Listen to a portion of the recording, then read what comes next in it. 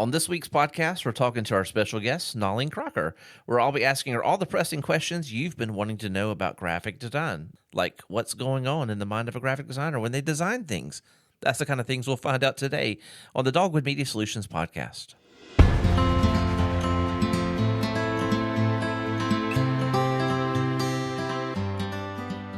Hi, and welcome to the Dogwood Media Solutions podcast. I'm your host, Brian Harris, and this week we're having a Q&A with our graphic designer, Nalin Crocker. Welcome to the podcast, Nalin. Hello, everyone. Listen, this is your first podcast. We just talked about that a second ago, so how does it feel to be in the hot seat this week? This feels like I'm on the spot. Well, we could ask you about things you're I would hope. I mean, you being a graphic designer, the Q&A with a graphic designer would make logical sense that we ask you about things you're already doing and have done. And how long have you been a graphic designer now? I was thinking about that last night as I was preparing for this. I've been in the graphic design world for close to almost 10 years now. Oh, wow. Yeah. And you went to Auburn Montgomery here in town? I did, yes. I went to AUM. I got my degree in graphic design from there. Okay. And you're a Montgomery person, too, because you went to BTW before that. Yep. And so you've been on this art track for a pretty long time. Yeah. Well, it's paid off very well for you. And so Nalin and I have known each other for several years. I don't know exactly how many. We actually met, I think, at Eastern Hills. I think it was the first time we met there. And I met Ben before. I think I met you also, too. Maybe. I don't know. Yeah, I'm glad you remember that because I don't. I just remember going there once and seeing, I saw this piece of art that was on the window. And I was like, who did that? Because I think it was for a wild game banquet. Oh, yes. I remember now. Yep. And I saw that and I asked, who did that? And they're like, well, Nalin did that. You can't talk to her, though. I was like, I can't if I want to. And of course, you were very happy there. We might have actually met when you were with Alabama Living, even before that, or Rio. Yeah, maybe so. It would have been very brief there, Alabama Rural Electric Association. So, and that's pretty much, that's your work history. You've worked at both of those places. And you've done a lot of, you've done some book illustrations also, too, in the past. Yes. So right out of college, I started working at Alabama Living, the magazine, and I was the graphic designer there.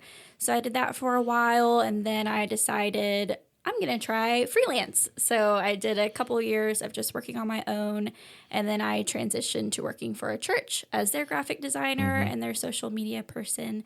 And now I'm here at Dogwood. I remember one of the things we talked about in your interview with Dogwood, you're like, do I have to do social media? I was like, no, you don't have to do that. You'll be working with social media graphics. And you go well, that's what I like doing the best. Yeah. And so I guess just tell us, what are you doing nowadays? And of course, it's been a little bit different lately because you've taken on more responsibilities right now. And we have another graphic designer coming on board here that will be helping out, which I know you're probably very grateful for. Very excited. Because Nalin was 20 hours a week part-time and now has stepped up and kind of filling in the gaps and been helping a lot. And then our new graphic designer will be starting. And so beforehand, let's go back to what you were doing before, and we can kind of talk about some of the things you'll be doing in the future for Dogwood also too. So, beforehand, you were doing a lot of social graphics for most part. Yes. So every month I had a rotation of just all of our different clients. I would just work on whatever our social media strategist came up with. I would make the graphics for all of those things. Okay. And you do some other projects also. You've done some branding projects. Yes, branding, yes. Yep. And I know you've done some layouts and different things also too. And then going forward, you're going to be doing a lot more of our branding and a lot more of those type of projects. And the social media graphics will be more moving towards our other designer too. So because you are the most experienced designer on our staff. So you get the more responsibilities. Yeah. Congratulations. Thank you. I'm very excited about that. I like social media graphic design, but my heart really is in branding and working for small businesses and business owners in that way. Yeah, and this will be a lot more fun. You'll get to have a couple more client meetings, but also it kind of leans into family is 100% number one for you over graphic design and everything else, and that's one of the things we've tried to be real respectful with, and by allowing basically. Nalin has a great situation. I feel like it's a great situation. It is a very great situation. Your husband says it's a great situation when he came up to me. He was like, man, Nalin loves this. Because you're getting to spend time with your kids and take care of them. And then work comes second in the gaps that the kids are asleep, or if they're at a Mother's Day out or something like that, you're able to kind of do the work in those time frames, but not taking away from being mom number one. Right. So I'm glad we've been able to do that, and that's hey, if it gets Nalin here with us more by making sure that we take care of our people, and so I hope that's been one of the things that has paid off well for you too. So yeah, it has been good. People ask me like, do I enjoy coming into work? And I'm like, I do. I feel like it affects my home life when I go home. Like the time I get away to be with other adults to talk about things other than snacks and what show we're watching next, and to let my creative juices like work. It really does help when I go back home and I'm a mom. I love getting this because you do a great job on Instagram too, for your personal Instagram. I love seeing like your pictures, and there'll be like a picture of you guys at the zoo, and I'm like, oh, that's so cool that she's getting to be like that mom that gets to take your kids to the zoo, Right. and you take these amazing pictures on there too, because you're also a photographer too. Yes. We don't even touch your photography skills here for the most part. I think we've had to use you a couple times like as emergency situations, but we've tried not to like take advantage of that because we have a photographer on staff that we Right. try to send all those things to. But that's a pretty big thing, and your Instagram is kind of reflective of having a photographer behind the lens on that too. And you get to see all these awesome pictures of your kids and stuff, and y'all have a fun time. We do have a good time. Well, I do have a bunch of questions I've lined up here.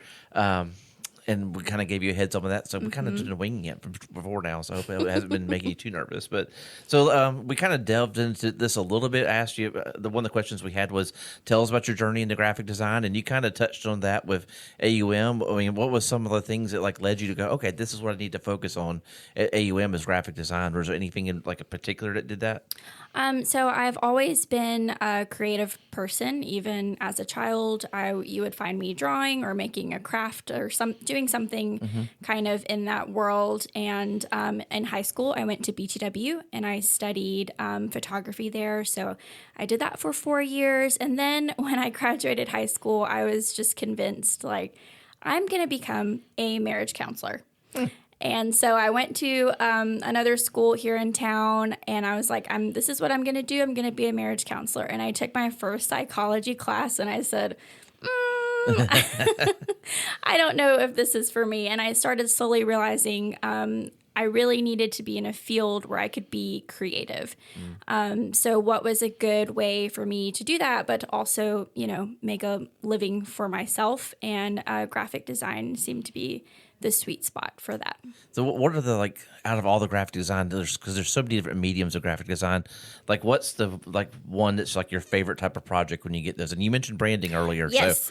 So it is branding. I love working with small businesses and different business owners, especially in Montgomery. Everyone can have a great idea, but not everyone knows how to necessarily bring that idea to life in design. So my favorite thing to do is to walk with someone to take their good idea and then bring it to life through colors and types, and then like what it will look like to the world. Is there other creative outlets that you've like they're just still getting to be like being involved in, even with being a mom first and a graphic designer? Is there like another piece that you're like, I still love being this also too? Yes, I like to call myself an expert dabbler in all things creative. So I find that if I'm not doing other things off the screen, that it affects my design work on the screen, if that makes sense. It does. Like we mentioned before, I dabble in photography. Yeah. I'm also into pastels right now. So I'm like painting like nature scenes in pastels. And then I also love like interior design and decorating my house. I am the person at 9 p.m. that will look at my husband and say, all right, let's move our entire living room and rearrange it. And he's like, all right. And yes, He's known you so long at this point. He's just like, all right. He's never surprised anymore. He just gets up and he's like, okay, just tell me where you want me to put this. When do you have time to do the pastel stuff too? I mean, you stay really busy, it seems like. I do stay really busy. It's usually during nap time. So like I'll finish my work. My kids are like napping or still resting. And then I'll have a moment to just paint a little bit. Do y'all like watch any TV or anything like that too? Like the I call them the brainless functions where you can just like zone out, or is going and doing like pastels like more of an outlet? We do watch TV, but I try not to make that my go-to because I know at the end of the day, doing something creative will be more beneficial. Okay. But that's always was the hardest thing with my kids was us, like, we wanted to do these different things, and then there were sometimes like I just need to put on Miss Patty Cakes and like go do something. Yes, don't get me wrong, we do have moments like that too. Yeah. How would you say, like, because you mentioned the pastels, how would you say that like your style has changed in that 10-year period too? Because I imagine if we looked at what Nalin did 10 years ago, it would probably look a little bit different than what it does now. Hopefully it is different, and hopefully it is a lot better. I think when I first started in graphic design, I leaned towards more of like an illustrative approach, more... I think I was like doing a lot more like children's work, so a lot more illustrative, and now I think my style has definitely cleaned up a little bit. And if someone gives me like free reign on a project, then I find myself leaning towards more nostalgic design. So design that's based less on like illustration and more on like type and color, and leaning towards like a more vintage feel. You kind of can see that. I was thinking about the project that we're working on right now as a branding project for the WMU Foundation up in Birmingham. Right, yeah. And so that's one that you've taken the lead on. We went up and met with them, kind of got the whole insight for what they're looking for. And they showed us some of their old logos that they had and how much they still loved some of these old logos and branding work that they had done in the past, but they needed it to be cleaned up. They needed it to be what's this logo look like in 2023 now? Right. And that's what you were able to send to them. So. Yes. One thing my husband, Ben, he hears me say it all the time because I'm always judging design, is that good design will always be good design. So taking the aspects of a design that are timeless and just cleaning it up is what I often find myself doing. I'd even say with the Montgomery Half logo, that one we did this year too, like it has that same look to it, because with them, they don't have... We talked about a consistent brand for them, and they're actually the anomaly for me, because like everything else, we want to have like this consistent look year to year. Right. But their big thing is swag. And so we ended up coming up with a whole system for the next 5 years that it's going to have a different look every year, but they're still in the same brand system. Right. Which is, so as we're kind of meeting both goals by being consistent, but still giving people like unique swag for each year. Right. And that would end up being a pretty cool idea. Yeah, it was a really good idea. And actually our new graphic designer was involved in somewhat with that too. And then you were able to go in and add some more touches to that to kind of take it to the next level and kind of just do a little cleanup on that. And I'm excited about that. I think people are going to be super excited when they see this too. Me too. Especially the whole getting to introduce like the whole concept of what this is going to be for the next years, that someone would want to run this race so they can have like the full set of what this collection almost is like a collection. Yeah, seriously. I mean, I kind of thought like Starbucks cups and stuff like that. In fact, we might have to do a mug with these. Yeah, maybe so. That's a good idea. You did bring the mugs to our office. And so I'll tell everyone that story real quick. Nalin walks in and she has her coffee mug that has like a star on it, and it has just her head on it. And so everyone knows this coffee mug is Nalin's coffee mug, because who else would have a coffee mug with their head on it? Just their picture. Just for a background story, I'm not obsessed with myself. It is a reference from The Office. Yeah. And so we did it. So I asked you to say, hey, can you go through and pull everyone's heads off their profile pictures that are on our website? And we ordered coffee mugs for everyone that's a staff member here at Dogwood, and now it's become a tradition that you get your picture made, and then Nalin goes in and does, I call it the fat head, which is really funny because Jessica Head is her last name is Head. I was like, can you do Jessica Head's fat head? And I was like, well, that doesn't sound good. But anyway, it is the little fat heads. And so we ordered it, and everyone loved it. Like, it was a fun little thing when we handed those out, and everyone got it. I do notice that you still use your star one over your dogwood one. I'm just like to point that out. It's because you treasure your dogwood ones. You don't want to spoil it with coffee. That's right. It is. I don't want to make it. I don't want to mess it up. I knew exactly what you were doing. So, all right. So going back to graphic design, what's the most difficult part of being a graphic designer? Because I have an idea. I just from my perspective, I would say we love our clients, but it's the whole desire to like want to do something the way you think it's going to be, and then having your client go, I don't like that, or I want to go this other direction. And you're like, that's the least favorite one of all of them. Right. Right. In an ideal world, we'd meet with the client, they'd tell us what they want. And then, first round, we'd knock it out of the park with what we think is best for their business. But that's not usually how it goes. So there's always the difficulty is just finding the sweet spot between making sure you accomplish what your client wants, but also staying true to yourself and like making sure it's good design. That is probably the most difficult part. And sometimes you have to set aside what you might think is best because at the end of the day, it's about what they want. Yeah. I remember one time, one of our clients, we sent him the branding and he came back and said, looks great. And I was like, no, like we expect you to like be a part of the process. We're looking for feedback. He was like, it looks great. I was like, all right, we're doing this. It was like we went on first draft, and like that's what he wanted. And he did end up coming back and made like some other small changes, but like for just sort of like particular placement on the branding pieces and stuff. But still, like to hit it out of the park, that's rare, and we don't expect that rare. because we expect the people to have opinions, even no matter how many meetings, how many hours we spend, they're going to come back and have that. So when we talk about that being the frustrating part, it's not really frustrating. It's just like it's like your child, you've done this, but you expect people to come back and go, okay, we need to make this, we need to move it over there, or anything else like that.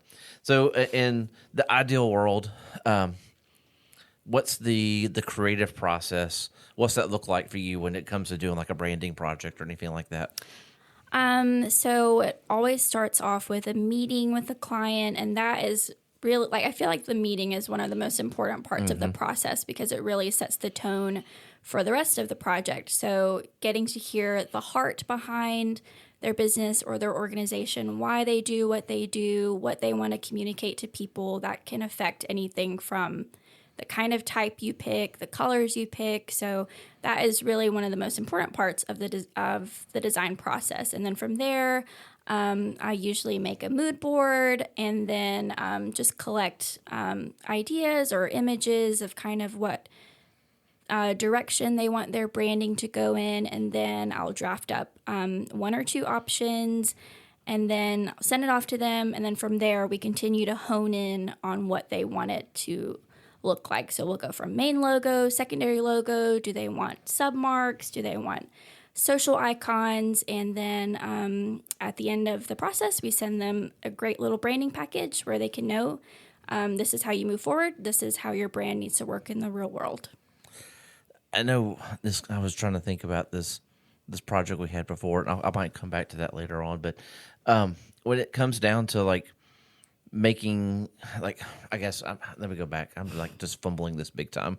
How many rounds of revisions would you say is normal, or is there a normal for that? I feel like 3 is a normal number for revisions because, like you said, we don't live in a perfect world, so we're not always going to get it right the first time. So first round of revisions, you're like, okay, like we'll fix it this way. Second round of revisions, it's like the last few touches, and then by the third round, usually we should all be on the same page and headed towards wrapping up the project. I remember the question I was going to ask last time. So when you mentioned about the beginning of the branding process, getting together with the client, would you say that it's much more valuable to be able to do that in person versus like a Google Meet or anything else like that, or Zoom meeting or anything like that? Is there pluses and minuses of in person versus those?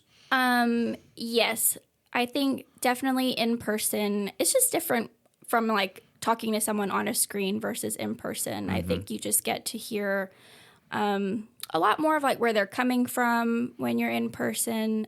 So yeah, definitely. I feel like there's less distractions when you're in person also too. Also less distractions. Because like you have them in front of you and you've got their attention. And also I like being able to see people's offices because I feel like when you see like how they've chosen to like decorate their office or their whole like building and that kind of stuff, you get kind of an idea of like what their vibe is. Yeah, even because we already touched on our WMU project, like if we weren't there in person in our meeting, she would have never been able to go to her office and like give us the pin that had the original WMU logo on it. and we wouldn't have been able to take the tour of the history of the WMU to really fully grasp like how long the WMU has been around, and what they want to communicate in their new branding. Well, even afterwards, we all went and ate lunch together, and like that was just. It was a good time just to really get to know them and like really understand their passions. And like I was talking to one of them, and he was talking about during COVID that he was worried that they might would have to cut his position. And he was like, no, these guys at WMU Foundation were like, no, we're going to take care of you, do the things, shift the things that make it happen. And I was like, well, that really stood out to me as a great story of just how they take care of their people. And I was like, that. It doesn't always matter everything to the brand, but it just helped me to get to know them better, which does affect the way we perceive them and the way we portray them on social media as we help them with those, or as we work on their website. Like these are the kind of people they are, and so like just you don't get those stories about going and breaking bread with someone or getting to sit around a table and really like even one of the other guys there like getting to hear his quiet demeanor and just the way he was like he really valued and had learned all about the WMU Foundation, and he was very passionate about it. And it was neat to hear that. Because like it makes you want to get like when you hear someone makes you want to get passionate about exactly. it. It's like that's exactly what I was thinking. I was like, I really like want to learn more about this, and like I want to be like I want to make sure that what he's saying gets heard other places because it's a real thing and they actually really believe in it. So anyways, those in-person meetings are great. So do you have what questions would you like or information do you like to have before starting a branding project? Like, if there's something like me as the guy who meets with them first, is there something I could be asking to be able to tell you about the project that would be helpful? I feel like I already touched on this some, but just I guess like the why. Like why does your business exist? Why does your organization exist? What is the heart behind that? And it's a lot of those things will come up in the branding discussion when we actually go there also too. Okay. Well, that was all the questions I had for you today. You survived. You survived your first podcast. I've been thinking about this for weeks since they told me. Well, I remember one day I said, hey, let's go knock this out real fast. You're like, no, I got to have preparation. I do need to have preparation. And you've done very well. You don't even have notes. I mean, you've done like all this. I practiced with Ben last time. Did you really? Yeah. That's awesome. I made him go through the questions with me and like flesh it out just so I wouldn't forget anything today. I wish we had a recording of that so we could just like see how that podcast went against ours and just see which one's better. That would have been great. We'll have to talk to Ben about that. We'll have to have Ben on the podcast at some point. Oh, he would probably love it. That sounds like a plan to me. Well, next episode will not be with Ben. Sorry, Ben Crocker will not be visiting us. It will actually be with Lauren, though. So that's a good person to have on a podcast. She's been here a couple times before. But we're going to be talking, and Lauren, by the way, is our new director of operations. She'll be my guest, and we'll be talking about the issue of declining organic reach, which was one of those things you dealt with when you had to deal with social media that you don't have to deal with any longer. Yes. Very thankful. Well, if you like what you're hearing, you can head over to our website at dogwoodmediasolutions.com. You can check out other blog content that we have written there also. And you can also listen to all of our podcast episodes right there at dogwoodmediasolutions.com. Make sure you check out some of the ones you may have missed. But also, go ahead and subscribe. We are on pretty much every platform you can think of. You can go and subscribe those, whichever one is the one you prefer. Always, thanks for tuning in to Dogwood Media Solutions podcast. And until next time, happy marketing.